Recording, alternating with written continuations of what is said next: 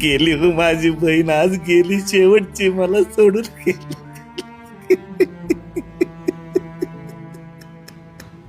माझ्या उद्या रक्षाबंधन आहे, रक्षाबंधनाला नसणारे भाऊ, लाडक्या भाऊ, तिचा लाडका भाऊ.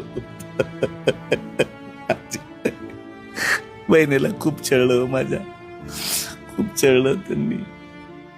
हुंडाबळीने पिंपरी चिंचवड पुन्हा हादरलंय.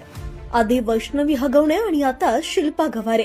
17 वर्ष संसाराच्या नावाखाली छळ सहन करणाऱ्या शिल्पाचा अखेर दुर्दैवी अंत झाला.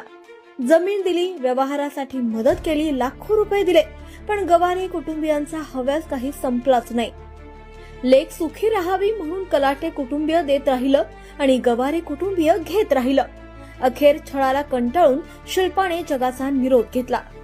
पण ही आत्महत्या नाही, तर ही हत्या आहे, असा संतप्त आरोप कलाटे कुटुंबियांनी केला.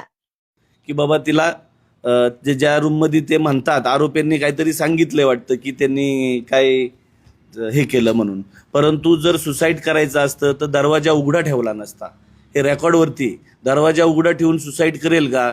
मी आजपर्यंत तरी ऐकलंय का असं? आपण कधी कुठल्याच गोष्टीत ऐकलेलं नाही. मला तर शंका आहे की सासू सासरा आणि नवरा यांनी गाई घातपात केल्याची शंका मला या ठिकाणी वाटते.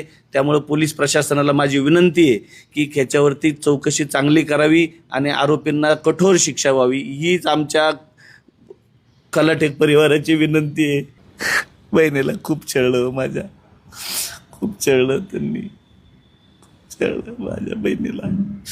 बहीण काय म्हणायचं आहे, नाही मी करते, मी बघते, नको तू टेन्शन घेऊ दादा, मी बघते. मी तिला काय म्हणायचो, अरे एकदा सोक्ष मोक्ष लाव आपण, कशाला तू हे करती, सहन करती, नाही रे होईल रे होईल रे.